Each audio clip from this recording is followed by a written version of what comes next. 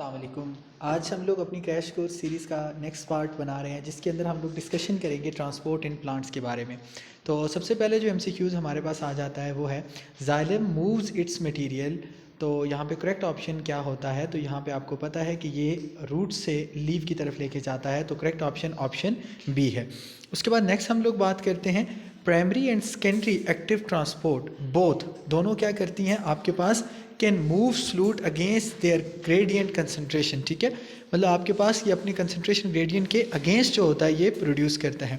उसके बाद नेक्स्ट हम लोग बात करते हैं एक्वापोरेंस। एक्वापोरेंस क्या होती हैं? Basically these are the water specific channels in membranes that may regulate the rate of osmosis. तो करेक्ट ऑप्शन आपके पास ऑप्शन डी है।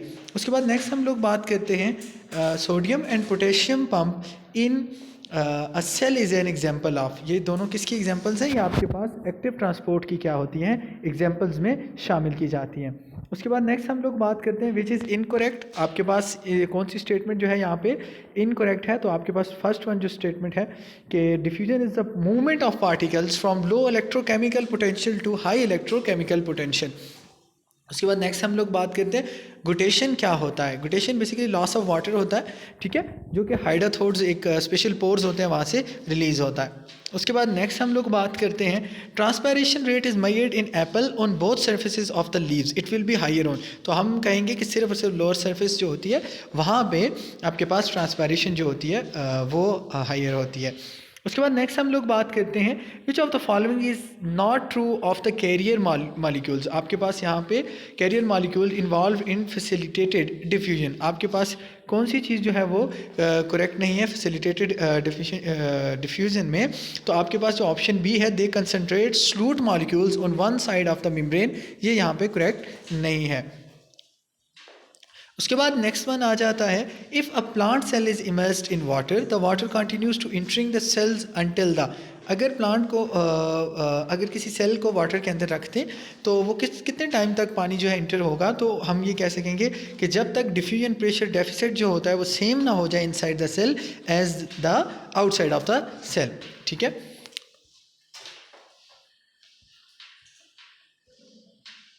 अच्छा बच्चे, उसके बाद नेक्स्ट स्टार्ट करते हैं ऑस्मोसिस मीन। ऑस्मोसिस का क्या मतलब होता है? तो ऑस्मोसिस का आपको पता है कि सॉल्यूट सॉल्वेंट की मूवमेंट होती है low concentration of solution to high concentration of solution की तरफ।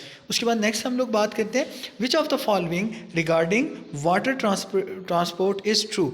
आपके पास कौन सी चीज़ जो होती है वाटर ट्रांसपोर्ट के बारे में ट्रू है? तो यहाँ पे करेक्ट ऑप्शन है the cohesive nature of water is the central to the water movement in plant. ये आपके पास यहाँ पे ट्रू आ जाती है।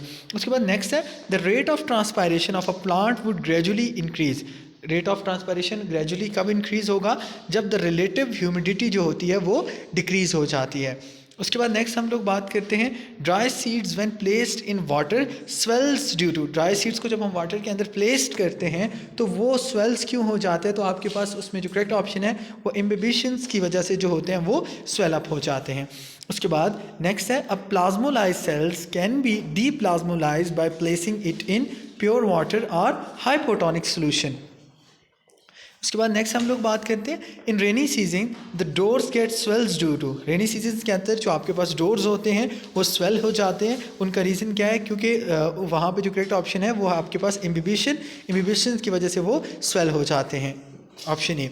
उसके बाद नेक्स्ट है addition of solute in the cell develops. Solute को सेल के अंदर जब हम डालते हैं तो आपके पास क्या चीज़ डेवलप हो जाती है? तो आपके पास जो बेसिकली डेवलप होता है वो आपके पास, तो यहाँ पे आपके पास जो करेक्ट ऑप्शन है वो बी है ऑस्मोटिक पोटेंशियल प्रेशर। उसके बाद नेक्स्ट हम लोग बात करते हैं which of the following will be zero when the cell become fully turgid. जब सेल आपके पास फुली टर्जिड हो जाता है तो आपके पास कौन सी चीज़ जीरो पे चली जाती है? तो आपके पास जो सक्शन प्रेशर होता है वो आपके पास जीरो पे चला जाता है। उसके बाद नेक्स्ट हम लोग बात करते हैं which of the following is provided to the plant by fungi present in the mycorrhiza. तो आपके पास फॉस्फेट जो होता है वो प्लांट को प्रोवाइड किया जाता है जो कि प्रेजेंट होते हैं कहाँ पे? माइक्रोराइजा के अंदर। उसके बाद है water logging of the soil makes it physiologically dry because. क्यों ड्राई करते हैं? क्योंकि this condition does not allow oxygen to enter into the soil. उसके बाद हम लोग नेक्स्ट एमसीक्यूज की तरफ चलते हैं, वो है the turgor pressure of the turgid cells is equal and opposite to the. जो टर्गर प्रेशर होता है वो इक्वल एंड ऑपोजिट होता है किसके? वॉल प्रेशर के। उसके बाद हम लोग बात करते हैं under suitable condition the DPT will be more than the OP osmotic potential. जब हम लोग बात करेंगे व्हेन टर्गुलेंट प्रेशर इज नेगेटिव। उसके बाद नेक्स्ट एमसीक्यूज की तरफ चलते हैं। If the pressure potential is 0.16 megapascal and the osmotic potential is minus 0.24 megapascal, then the water potential would be, तो आपके पास water potential minus 0.08 megapascal हो सकता है। उसके बाद हम नेक्स्ट एमसीक्यूज की तरफ चलते हैं। If two solution have the same osmolarity they are said to be isotonic, ठीक है। और उसके बाद नेक्स्ट वन है water potential of pure water and its solutions are, zero भी हो सकता है और लेस देन जीरो पे भी जा सकता है। उसके बाद नेक्स्ट वन है the pathway of water from soil up to the secondary xylem is, तो आपके पास सॉइल से होता हुआ रूट हेयर में जाता है, देन कॉर्टेक्स में जाता है, देन एंडोडर्मिस में जाता है, फिर पेरीसाइकिल के अंदर और फिर प्रोटोजाइलम और फिर मेटाजाइलम के अंदर चला जाता है। उसके बाद नेक्स्ट एमसीक्यूज की तरफ बढ़ते हैं।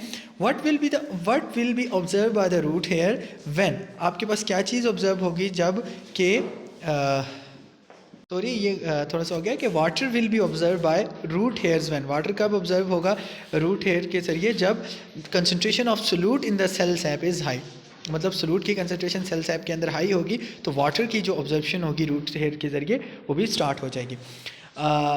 in which method of transport in plasma membrane does not require carrier molecule, तो आपके पास सिंपल डिफ्यूजन के अंदर कैरियर मॉलिक्यूल्स रिक्वायर्ड नहीं होते। फिर उन्होंने यहाँ पे कहा है कि अगर एक बच्चा है और वो क्या करता है, इसके बाद नेक्स्ट वन है कि अगर इसमें बताया जा रहा है कि अगर एक बंदा जो है वो स्टडी कर रहा है, ठीक है, या सर्टेन टाइप ऑफ मॉलिक्यूल को, और वो क्या करता है कि उसके पास कोई ऐसा केमिकल होता है जिससे एनर्जी की प्रोडक्शन रुक जाती है, ठीक है, तो आप क्या उम्मीद कर सकते हैं कि ट्रांसपोर्ट क्यों स्लो हुई है, ठीक है, ये कौन सी ट्रांसपोर्ट थी जो स्लो हो गया। मैं दोबारा ये बात बताता हूँ कि एक आदमी कोई भी रिसर्चर जो है वो स्टडी कर रहे हैं और क्या होता है कि स्टडी के दौरान उनके पास कोई ऐसा केमिकल आ जाता है जिसकी वजह से एनर्जी की प्रोडक्शन कम हो जाती है और उस एनर्जी की प्रोडक्शन कम होने की वजह से ट्रांसपोर्ट जो होती है वो स्लो डाउन हो जाती है। तो ऐसे केस में आपको पता होना चाहिए ऐसी ट्रांसपोर्ट हमेशा एक्टिव ट्रांसपोर्ट होती है जिसको एनर्जी चाहिए होती है। जब एनर्जी का सोर्स ही कम ख़त्म हो गया तो आपके पास एक्टिव ट्रांसपोर्ट जो होती है वो स्लो डाउन हो जाती है या ख़त्म हो जाती है। फिर उसके बाद नेक्स्ट है movement of water through cell wall is called apoplast. उसके बाद नेक्स्ट वन फिर आ जाता है storage capacity of the soil is the extent to which it can hold the capillary water, the water which is available to the plant. उसके बाद है passive absorption of the water by the root system of the result of, ये आपके पास क्या चीज़ किस चीज़ का result होता है, तो यहाँ पे tension on the cell sap due to transpiration.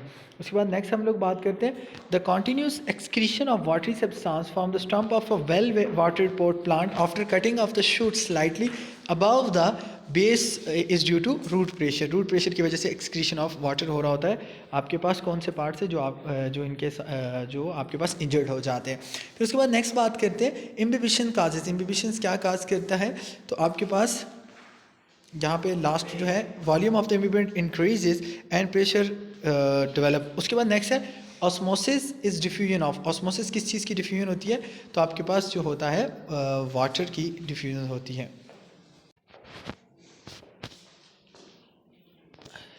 अच्छा, रूट प्रेशर कब डेवलप होता है, तो वो ये है कि ट्रांसपायरेशन जब बहुत कम होती है और ऑब्जॉर्प्शन हाई होती है।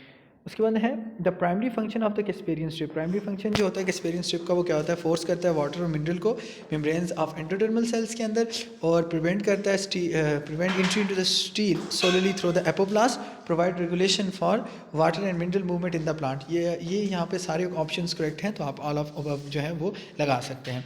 उसके बाद नेक्स्ट है root cap has no role in water absorption because root cap जो होती है वाटर ऑब्जर्प्शन में कोई रोल नहीं करती क्योंकि इसके पास रूट हेयर जो होते हैं वो मौजूद नहीं होते। तो ऑप्शन सी यहाँ पे करेक्ट है।